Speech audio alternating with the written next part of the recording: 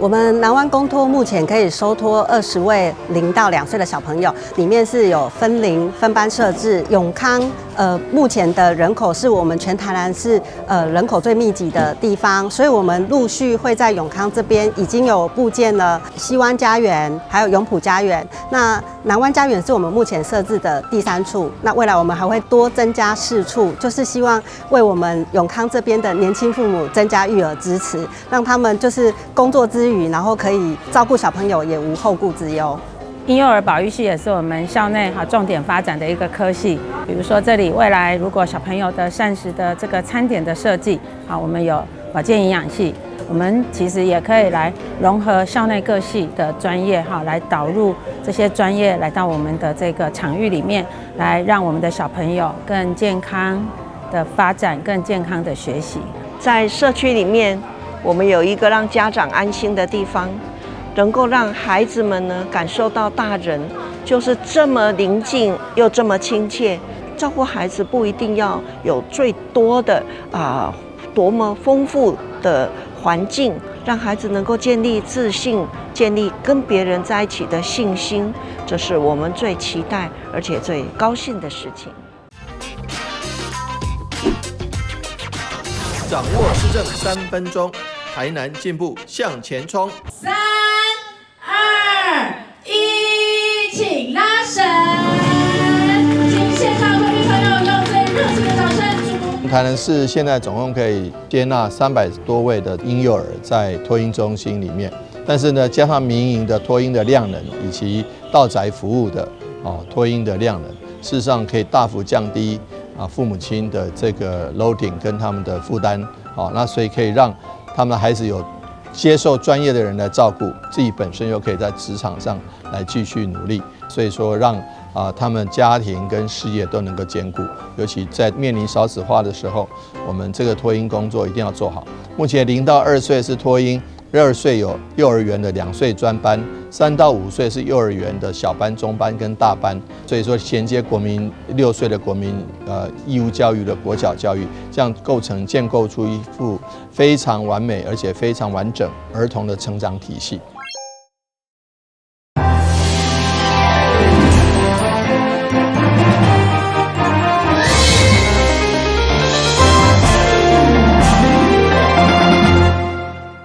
去年真受好評的台南總鋪師四季辦桌，今年將再度來登場。台南市政府14號特別召開活動宣傳記者會，市長黃偉綽表示，頭一場的春季辦桌將要在5月2號在關廟區大潭邊的往來公園熱烈來登場，限量100桌，將在4月15中到12點來開放報名。2026世紀辦桌春季場將在5月2日在台南盛大展開，從明天也就是4月15日開始接受報名。你不用記太多日期，只要記4月15日。為什麼？因為一定是當天就秒殺了，所以這個限量1000人100桌，所以說我們歡迎大家來。台南的美食不需要我再贅言了，不需要我再說了，其實已經是有口碑，而且是有市場，叫好又叫座。所以我們特別禮聘了8位4季辦桌，每一季2位台南最厲害的總鋪師，能夠邀請您入席，邀請你來品嘗最棒的台灣辦桌菜。那這個今年的特色是融合了，就所有的食材一定是要當地的食材，所以你在台南吃得到的，你在4季辦桌吃得到，就是在台南買得到的。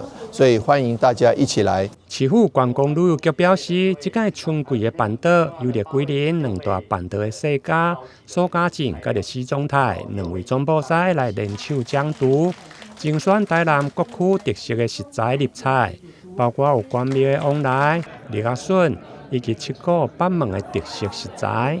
頭一場要辦的用在地食材，攏總是比如講石板也是迄個沙白魚，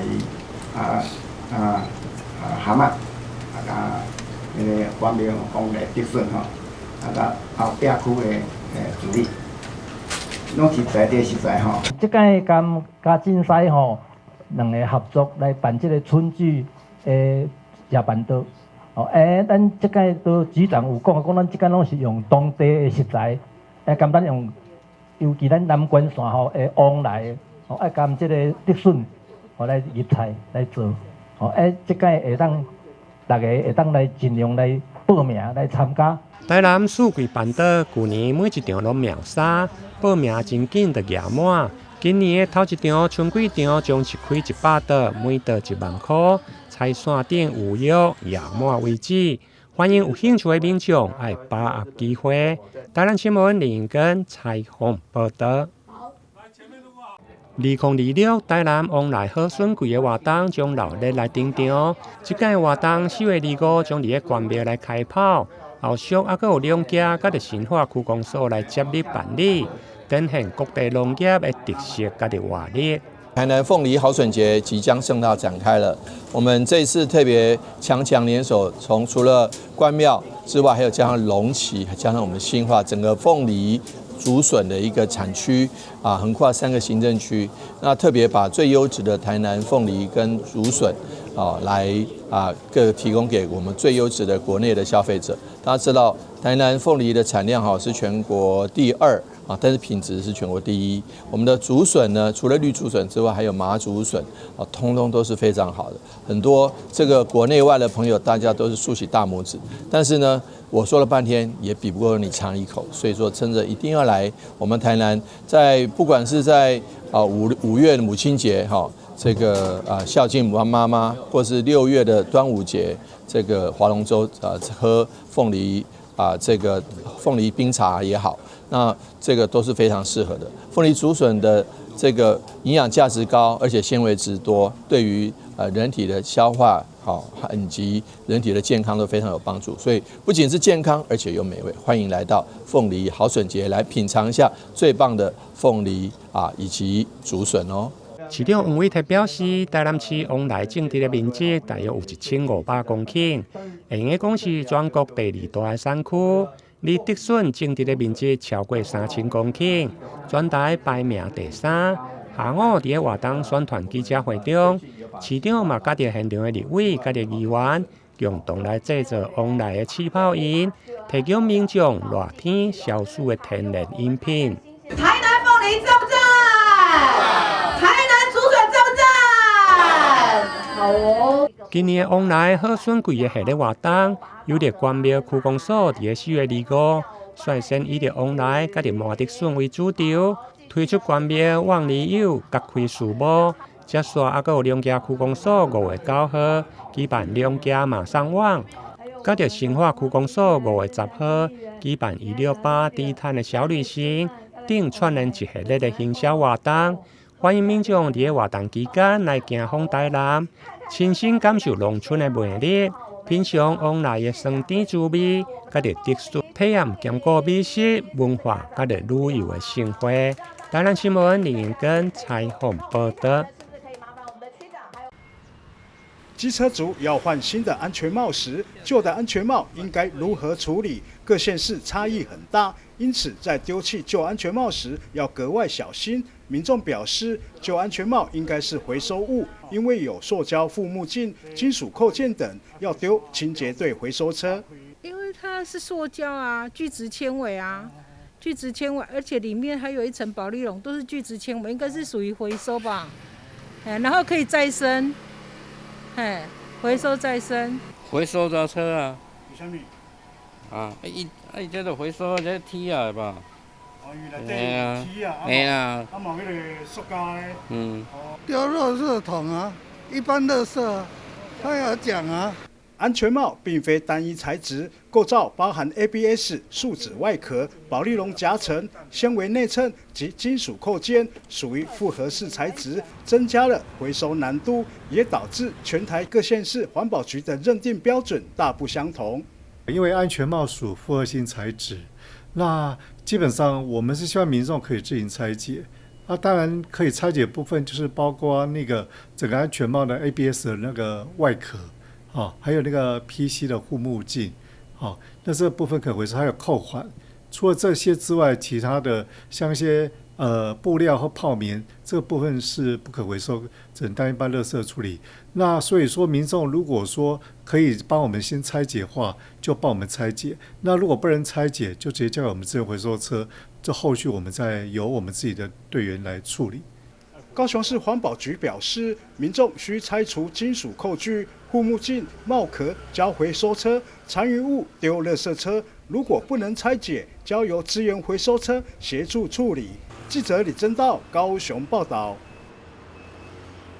崭新列車模型正式揭幕，流線外形與現代感設計一曝光，立刻吸引民眾目光。高雄捷運局攜手國際列車製造商，共同打造岡山林園線專屬新車，象徵高雄軌道建設再邁進一大步。捷運局表示，新車在車廂設計上也特別強化乘客體驗，包含更寬敞的空間規劃、無障礙設施以及即時資訊系統，長者、孩童及行動不便族群都能安心搭乘。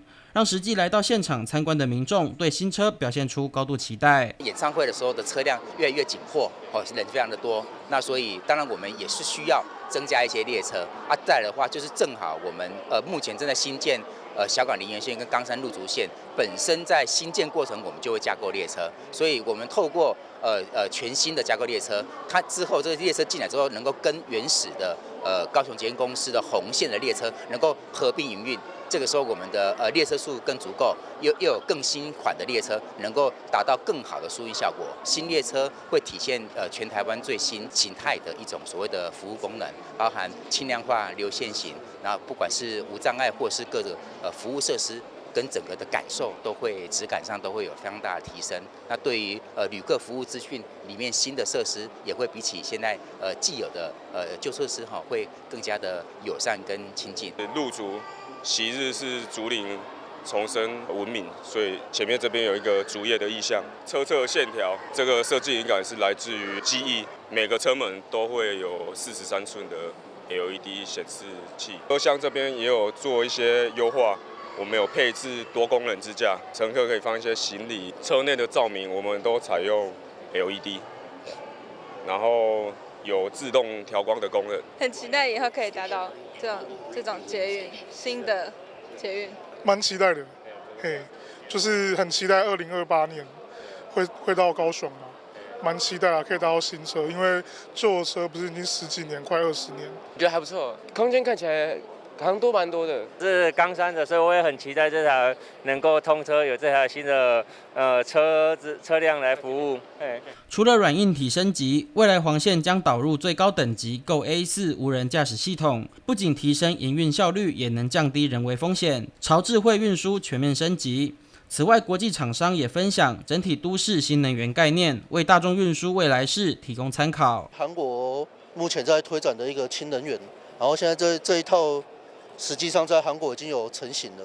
目前氫能的話是一個比較乾淨的能源，以後機關或大眾可以選擇。岡山林園線未來將串聯北高雄岡山與南高雄林園，貫穿多個重要產業與生活圈，不僅強化南北交通連結，也渴望帶動沿線發展。捷運局強調，新車上線後將大幅提升整體運輸量能，讓市民通勤更加便捷，也讓高雄朝智慧、綠色與永續城市再邁進一步。記者張世明高雄報道。旅遊景點、私房秘境攏底家，特色美食百里栽，生活時事搶先報。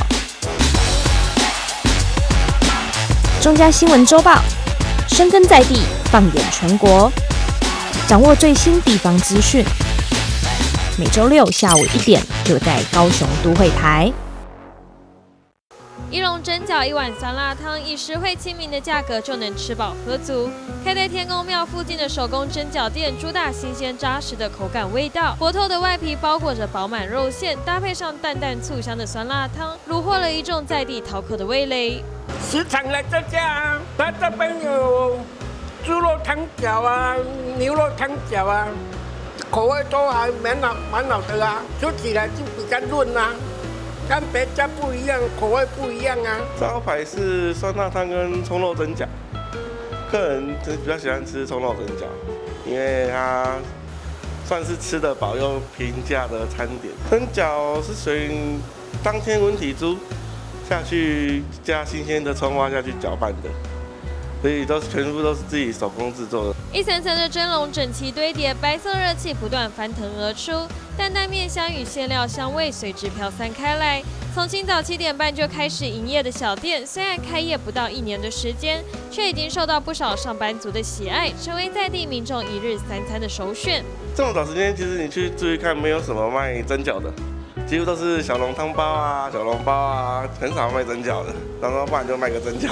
過去就是都是從事這方面的行業，在知名的北方麵食館工作了10年，想說自己出來創業看看，試試看自己的功夫到哪裡。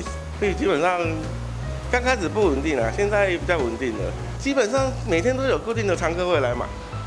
小小的店面沒有華麗的裝潢，卻透過一籠籠手工美食，以新鮮現包和穩定的味道，溫暖了許多上班族的早晨，成為眾人開始一天工作的美好儀式感。記者周福慶、李聘榮高雄報道。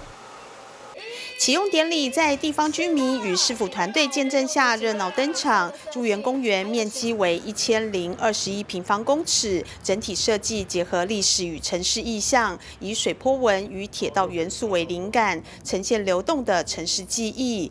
公園內設有街角廣場、多功能活動空間與休憩座椅，並種植多株喬木與綠化植栽，打造兼具景觀與功能的都市街角公園。那大家可以看得到，在原來我們施工之前，它是一個主要是鐵皮屋建築的一個臨時建築。那因此我們才有這樣改變它的這個景觀的這樣的構想，開闢這個公園。那整個設計的內容大概分成3個部分。我們可以看得到，在西邊，也就是我們現在各位的右手邊，我們是一個街角的緩衝區。原因是因為它是在一個很繁忙的一個交通路口，那車流量很大，所以使用這個公園的人，除了我們公園的愛好者之外，還有一個穿越性的一個人潮的通過。因此，我們在這裡設計了一個可以供通行的一個緩衝的廣場。那中間，也就是我們現在所站的位置，我們設計了一個所謂的一個城市活動區。那在東側，也就靠近這個住宅區的部分，我們闢建了一個可以作為民眾使用的一個健身的場所。現場民意代表及當地里長也到場共襄盛舉，與居民一同見證公園落成。當地里長表示，朱園公園的規劃過程重視社區參與，許多設施構想都來自里民討論與建議，讓公園更貼近地方需求。他也感謝市府團隊與居民共同努力，讓原本雜亂的空地轉變為社區共享的綠色空間。我們在規劃這個朱園公園的時候呢，那我們也是說，請我們的里民都來參加那個討論啊，所以很多的設施的雛形都是在我們的討論之中得到一個可能在經過協商以後的決定的結論，所以才有今天這個公園的一個樣貌的呈現在大家的眼前。大家都知道哦，我們台北市其實真的可以開發的地方不多了。但是呢，今天我們可以把這個公園開發起來，從過去的鐵皮屋到現在大家看到非常順暢的公園動線，非常漂亮的這個植栽綠地，非常舒適的這個體健設備，真的，我們里長還有我們公園處，我們在地所有很多的朋友都幫了很多的忙。市府表示，朱園公園不僅改善周邊環境，也成為社區交流與活動的重要據點。未來除了日常休憩外，也可以作為市集、節慶裝置或社區活動場地，為城市注入更多的生活氣息。記者林希慧台北報道。3、2、1 ，Open！ 太棒了！畫面上就是在中正公園主普壇1樓的基隆中原文化館，由基隆市副市長邱佩玲、文官局長江婷梅、民政處長呂慶偉、基隆市議員呂美玲、秦真、議長秘書楊勝選、立委林佩祥秘書黃生棟，跟市議員參選人林佑德以及多位的義師、各宗親會代表的見證下重新開幕。要謝謝所有中心還有文史工作者，沒有他們的協助，還有議員的督促，沒有大家的幫忙，其實無法成立這個。那我們很希望在中元祭，如果沒有辦法來的話，平常的時間，週一沒有辦法，但是放假日也沒有辦法之外，任何時間9點到下午的5點，都歡迎過來看一看基隆的中元祭。全台灣第一個無形文化資產是怎麼樣的在基隆呈現？我們的基隆這個所謂的文化館，把我們這個中元祭的傳承記憶都保存在裡面。我想這是非常好的一個讓我們深深刻意在我們心頭的一個名片。所以在這邊非常非常感謝你們，因為有你們基隆才能夠保存這麼完整，也因為有你們基隆是越來越好。在這邊祝福今天的活動圓滿成功，祝福大家身心快樂。基隆中元其實一直是象徵我們基隆很重要、最重要的元素之一哦。那也很感謝我們基隆市府，還有我們的文管局團隊，能夠還有各位中長們一起努力，讓我們的文化館能夠重啟哦。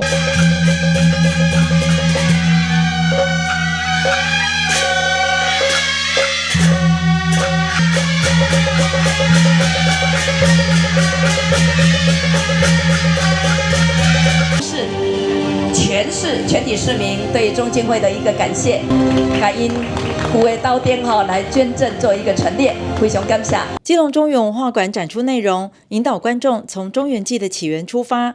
展區內呈現了藝師及團體提供的中元祭相關珍貴展品，讓觀者能近距離的欣賞傳統工藝的細膩與民俗文物的歷史張力。副市長邱佩玲也頒發感謝狀，感謝宗親會各領域的藝師與文史工作者協助來保存基隆的中元祭文化。也將藝品變做藝術品，院長老師太棒了。基隆比較特別，它有分3個連桌，葷的、素的，還有一個是西洋的。那為什麼唯獨基隆有西洋的？因為台灣曾經被法國、荷蘭、西班牙、日本侵略過，我們中正公園還有一個日本神社啊，現在的忠烈祠啊。那中正路不是有法國公墓嗎？就基於先人的悲天憫人的精神。那既然你樹登高放水燈邀請他們的，當然也要準備他們可以吃的東西，所以要特別是西洋的要準備什麼麵包啊、紅酒啊那一類的。那個啊，放水燈要用的啦。這個放水燈用的啊，水燈真濟款啊，一人做一款的啦。有的是做較簡單、較粗啊，有做較有的材料較濟，工錢也較濟啊，工較濟啊，迄落啊。像安尼，這個愛做偌久？這個做7、8工。基隆中元文化館不但保存了100年中元祭的歷史，更是基隆跟世界對話的平台。歡迎大家有空來走走看看，一同來感受這座城市最具代表性的藝術魅力。記者黃日升、陳淑平，基隆報道。停車場地下樓層已經完成鋼構架設，工人正積極施作防水工程。交通部斥資880億元，從2023年起啟動小港機場擴建計劃，其中規劃新建一棟地下2層、地上3層的集中式大航廈，預計2032年底前新航廈主體完工後，年旅客運量可望達到1650萬人次。高雄這邊沒有我喜歡的那個時間點，所以就逼得我必須從高雄跑到台北，再轉車到桃園去。如果去日本、韓國的，也是有都是從桃園那邊比較多。因為我們如果早出晚歸的話，就變成搭夜車上去啊，這樣會相對比較累。在這2個航廈的中間呢，以及現在的國際航廈的位置，我們會蓋一個集中的航廈。簡單講就是說，我們要先蓋一半，然後呢，蓋完了之後把國際線的航廈的功能移過來營運了之後呢，我們再把國際線拆掉之後，再來蓋另外的航廈。小港機場因為緊鄰市區，為了周圍住戶的居住品質，因此凌晨12點至早上6點半實施宵禁，禁止飛機起降。不過也因此航班和貨運量都受到限制，也讓南部新建24小時的國際機場再度浮上台面。在現有的這種貨運的容量，預估未來一個成長都已經超過過去的一個預期，所以我們也希望說中央能夠考量到去平衡發展，那以及大南方的這些國際航班不管是客貨運的這些需求都能夠及早來規劃這個南新的這個國際機場。日本的關西機場它其實是內海。它其實評估大概可以維持50年不會沉。那關西機場現在25年左右，其實已經有向下降的趨勢。所以你可以看到內海都有這麼一個不可控的因素。那外海可能它的困難度會更高，因為機場的長度大概都要有4公里的長度。所以你如果要往東西往西側延伸4公里，事實上的確是。坦白講，人要上天困難度是很高啦。第二國際機場的興建將牽動高雄經濟產業和城市發展的布局。不過目前看來，以填海造陸的技術在南新計劃區打造新機場，無論是選址、工程技術，甚至是到環境評估，還有許多現實條件需要克服。記者陳奕瑄、吳佩珊高雄報道。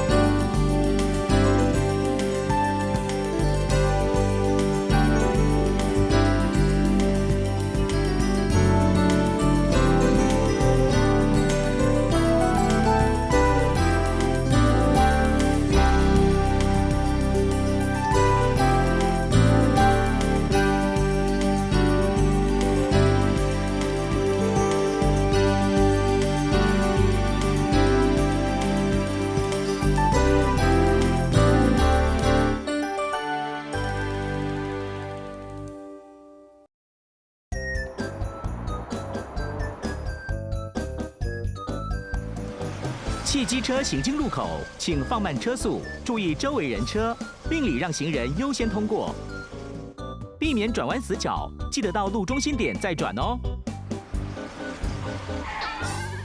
小心，行人也要遵守交通規則哦，請依照交通號誌指示，走在行人穿越道上，專心快步通過，並隨時注意車輛的動態，在安全處所等待，確認綠燈秒數足夠再過馬路哦。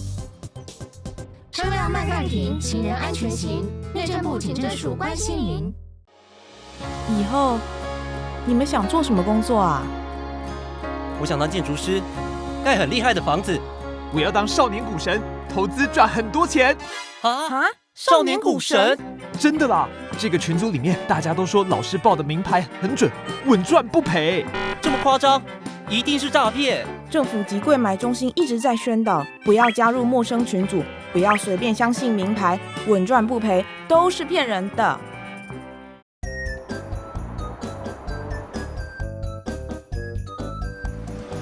汽機車行經路口，請放慢車速，注意周圍人車，並禮讓行人優先通過，避免轉彎死角，記得到路中心點再轉哦。小心，行人也要遵守交通規則哦，請依照交通號誌指示，走在行人穿越道上，專心快步通過，並隨時注意車輛的動態，在安全處所等待，確認綠燈秒數足夠再過馬路哦。車輛慢暫停，行人安全行。內政部警政署關心您。